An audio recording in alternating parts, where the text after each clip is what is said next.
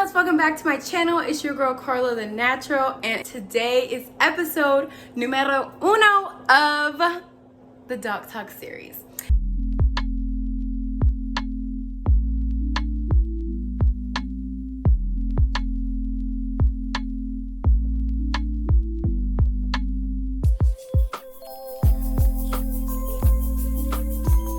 Now, Doc Talk TV, sis, is gonna be something that I can share with you guys because, as some of you know, I am a third-year medical student. So there are some things that I want to bring to you guys and just bust some myths that we hear all the time about natural hair, girl.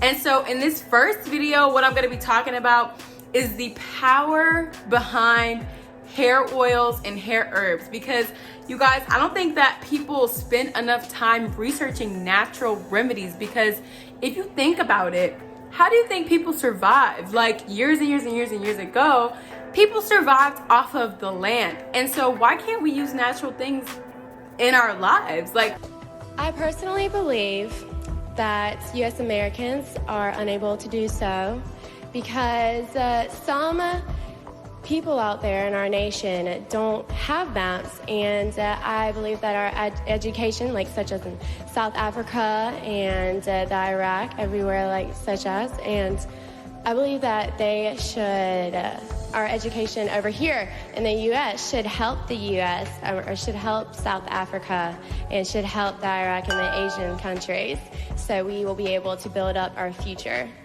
why do we have to use hair products that are crafted by people who know nothing about natural hair, girl? Because let me tell you something, behind a lot of these hair care brands, girl, is somebody like this, okay?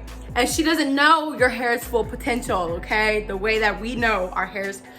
Yeah, I used to think my hair just won't grow. Like, my hair won't grow back. I can't get my hair to go past my shoulders. Like, you guys, once you get past your shoulders, girl, it's game on. Girl, now that I'm past my shoulder, the world ain't ready, because listen, I done figured out the secret. I got the secret, girl. First things first, I do want to tell you guys, like, you guys know that everybody's hair grows, right? Like, you know that. You've heard that, right? But yes, genetics does play a part. I'm gonna say it. Genetics does play a part, and we have to give genetics her role. We gotta give Dana her credit, because yes, your genetics can determine the rate of your hair growth. It really can. But that doesn't mean you can't change the course of things, like, a little bit. But what you guys need to know is that what determines noticeable length retention that you can see, aka seeing your hair grow, is what you do with those inches that grow out of your hair. So yes, everybody's hair grows about half an inch a month, but you guys, I'm here to tell you that my hair grows average, if not slow, and I was able to grow my hair out this past year. This is my ultimate guide to guaranteed noticeability in your hair's growth. I was able to maximize my length retention and the noticeability of that in my hair over 7 to 8 months. And the way I did that is by using this daily hair oil mix, as well as infusing some herbs and some powders into my daily hair care regimen. Now, if you want to see these oils minus the powders that I'm infusing in it, you can go ahead and click the card above. Now, without further ado, girl, let's hop into Doc Talk number 1.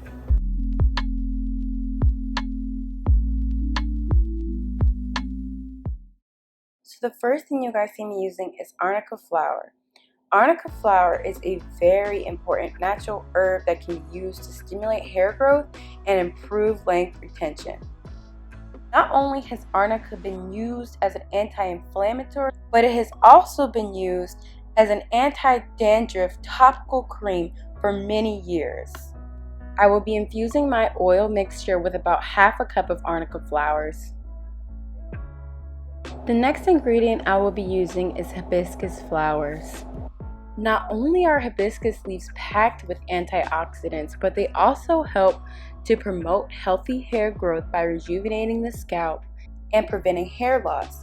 Hibiscus leaves have been used as a way to regenerate dormant hair follicles found in bald patches, making the hibiscus flowers a great way to promote regrowth of hair and prevent hair loss. Within the hibiscus leaves contains a couple of dried rosehip seeds. Dried rosehip contains vitamin C and vitamin A, which helps stimulate collagen production, which is essential for hair growth. Next, I will be adding some rosemary seeds. Now, rosemary seeds can counter hair loss by stimulating the blood circulation in the scalp, which in turn promotes hair growth. It is also high in nutritional value and anti-inflammatory properties, making it an essential ingredient for nourishing the hair follicles and soothing the scalp. Next, we'll be adding marshmallow root. Now, marshmallow root is high in plant protein and it promotes healthy hair growth and shine while also soothing dry scalp and skin inflammation. It has also been used to relieve cough and colds. Some natural and herbal cough syrups and cough drops contain marshmallow root.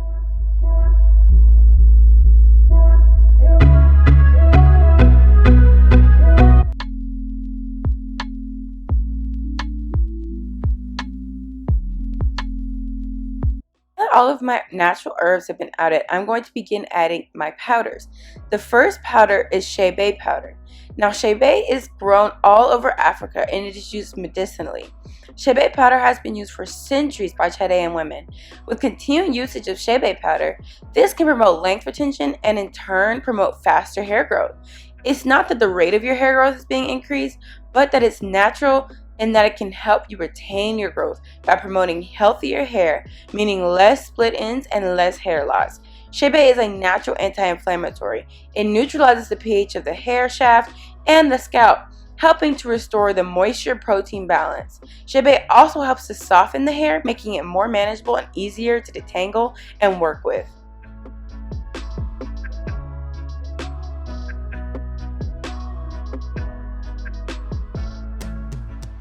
The next thing I will be adding is fenugreek. Now, fenugreek is considered to be one of the most effective remedies to treat hair fall. Fenugreek seeds have high protein and nicotinic acid content, which are known to be beneficial against hair fall and dandruff, and in treating a variety of scalp issues like dryness of the hair, baldness, and hair thinning. Fenugreek stimulates blood flow to the scalp, nourishing the hair follicles, encouraging faster, healthier hair growth. The next thing I will be adding is a mix of amla and henna powders. Now, amla is known as Indian gooseberry. It is a fruit that is native to India. Amla is high in content of vitamin C and high in antioxidant strength, which is great when applied to the hair. Best of all, amla's powder is known to nourish the hair and scalp and add volume to your hair. Now, because amla has the potential to darken hair, I still have some colored hair and I've decided to combine it with henna powder in a separate bowl to reduce the effects of this powder. However, henna powder is also very beneficial to the hair. Henna is one of the most popular Ayurvedic powders used. Henna improves overall follicle health, helping to curb hair fall and also prevent and correct hair thinning.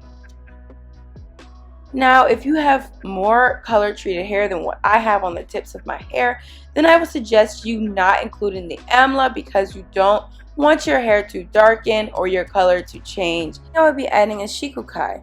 Shikukai is rich with saponins, vitamins, and antioxidants that make your hair shiny. It's a natural hair cleanser. Shikukai cleanses your scalp gently and induces sebum secretion, which helps reverse dryness of the scalp. When you have an unhealthy, dry scalp, it affects your hair growth. Shikukai also helps to reduce the itchiness and inflammation of your scalp. The next powder I will be adding comes from the Brahmi plant. Brahmi powder is known for hair thickening.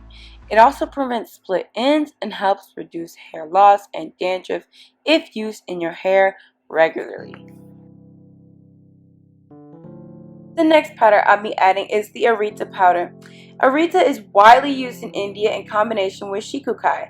Now, it works well with shikukai as a conditioning agent, strengthening the bonds of the hair strand and promoting healthy hair. Alright you guys, so this concludes all of the natural herbs and powders that I will be infusing my oils with. So you just want to mix those around together just a little bit. And now it's time for your oils.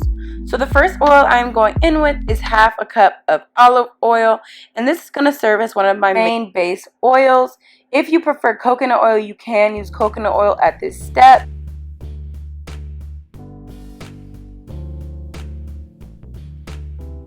Next oil that I'm going to add is half a cup of jojoba oil. Now, jojoba oil can protect against dryness, breakage, and split ends, helping to promote length retention and healthy hair growth. Next oil I'm adding is grapeseed oil. You guys know this is one of my staples. Grapeseed oil is very rich in linoleic acid, which is a fatty acid that gives the oil its hydrating qualities. Fatty acids found in plant oils can penetrate into the hair cuticles, helping to reduce water loss and lock in that moisture. Also, sis, this oil is great at preventing and blocking frizz. Now I'm adding almond oil. Almond oil contains essential omega-3 fatty acids and vitamin E, which the hair needs for healthy hair growth. So once again, I'm adding half a cup of that. Now, argan oil is an age-old secret, y'all. Now, it has many uses. It hydrates and softens the hair with its high content of antioxidants, essential fatty acids, and vitamin E. The benefits of argan oil naturally help increase the hair's elasticity. Now that I've added all my favorite carrier oils, the next thing to do is infuse them with a few drops of essential oils. Now, essential oils are extracted from plants through methods like distillation or evaporation. While essential oils are most famous for their aromatic abilities, but they also have strong chemical properties which can be essential for healthy hair growth. I have chosen 5 of my favorites, which I have used over the past few years to grow my hair out. The first being tea tree oil. Now, tea tree oil has powerful cleansing, antibacterial, and antimicrobial properties. When used topically, it can help unplug hair follicles and increase hair growth. The next oil I am adding a few drops of is eucalyptus oil.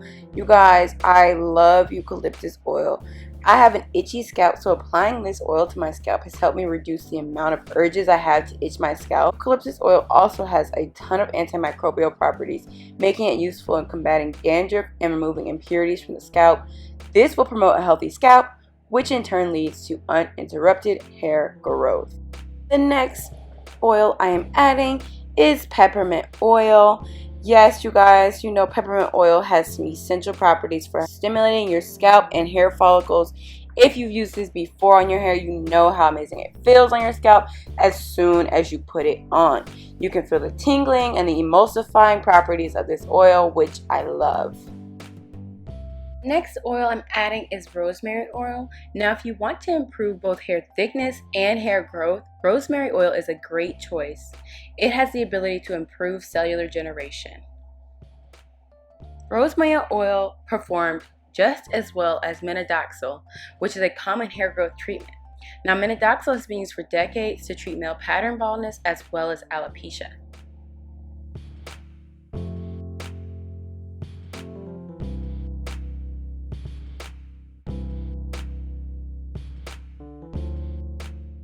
Next, I'm going to be including lavender oil. Now, lavender oil recently gained more attention for stimulating hair growth. In a 2016 study, it found that lavender oil applied to mice made them grow hair more. Per these studies, lavender oil may help with issues like pattern baldness as well as alopecia. Also, it smells amazing. Alright, you guys, that completes all of the herbs, the oils, the powders we're going to be using for this hair oil mix. Now, to let the herbs and the powders infuse with the oils, I will seal this jar and place it in a cool, dark place for about 1 week.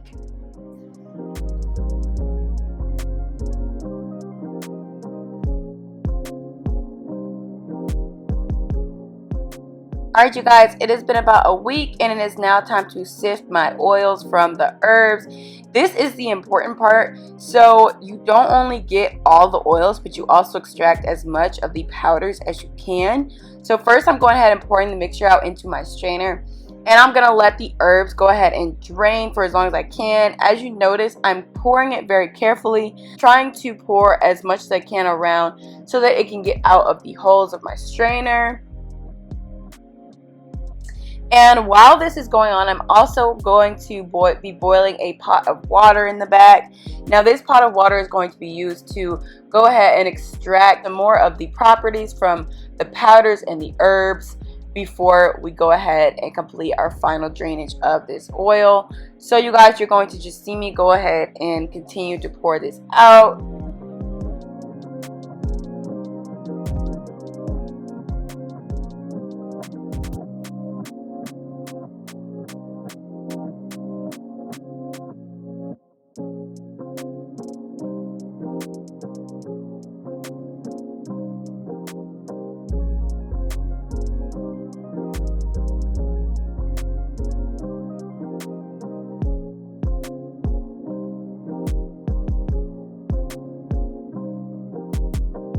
Alright, you guys, so I have let herbs and these oils drain for about 30-40 minutes. Now, you guys, I am going to pat this down just to kind of get more of the oils out. And the rest of this mix I'm going to go ahead and pour back into my jar. Now, you guys, I'm going to be adding half a cup of coconut oil and a fourth of a cup of olive oil to my jar so that I can go ahead and extract some more of the herbs.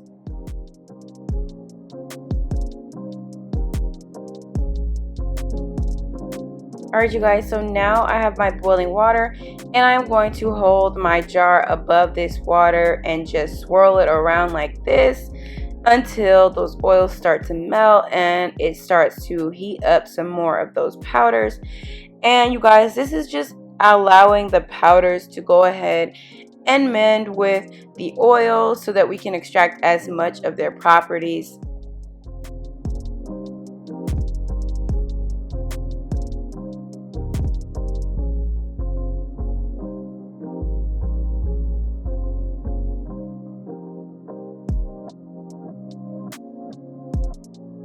Alright, you guys, now that that is done, I'm going to go ahead and open the jar up and I'm going to stir this around. And once I feel like it's pretty nicely evenly stirred, I'm going to go ahead and pour it back into my sifter and get the rest of my oils. And as you guys can see, the powders have definitely mended with my oils. It is a much thinner mixture and all of that stuff is going ahead and pouring out easily for me.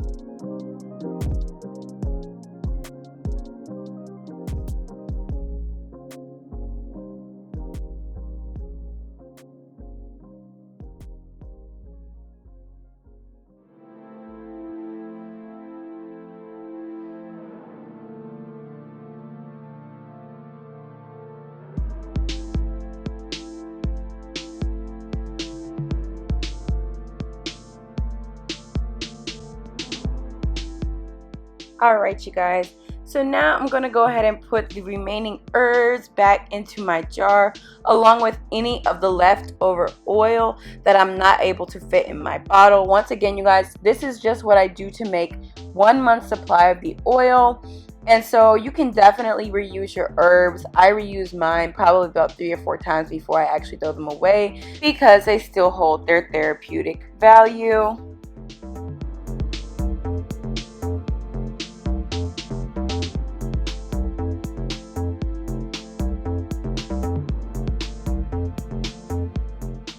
So you guys, I'm going ahead and pouring my oils into an applicator bottle using this funnel. And this is just going to be, like I said, a month's supply.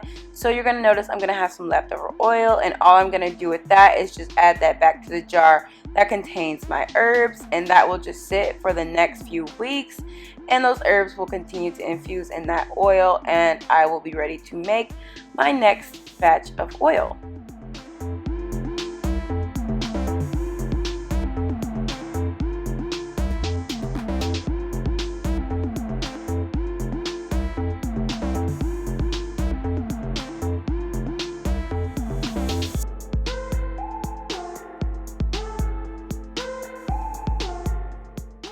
Alright, you guys, so now I'm going to go ahead and put some rosemary leaf seeds in here, and this is just to soak up some more of my mixture and continue to help with the infusion process over the next few weeks as this sits in my cabinet. So you guys, this is what I am using.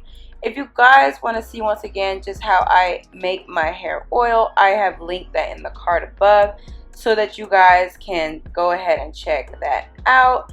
Now you guys, I use this oil on my scalp every day and it's a very good way to keep your hair moisturized, especially if your hair is in a protective style the way mine is currently. And you guys, you can also use this as a sealing oil, which I also did. I did this protective style. And you can use it in hot oil treatments, which is my favorite way to use it. And you can also use this as a pre-poo, you guys.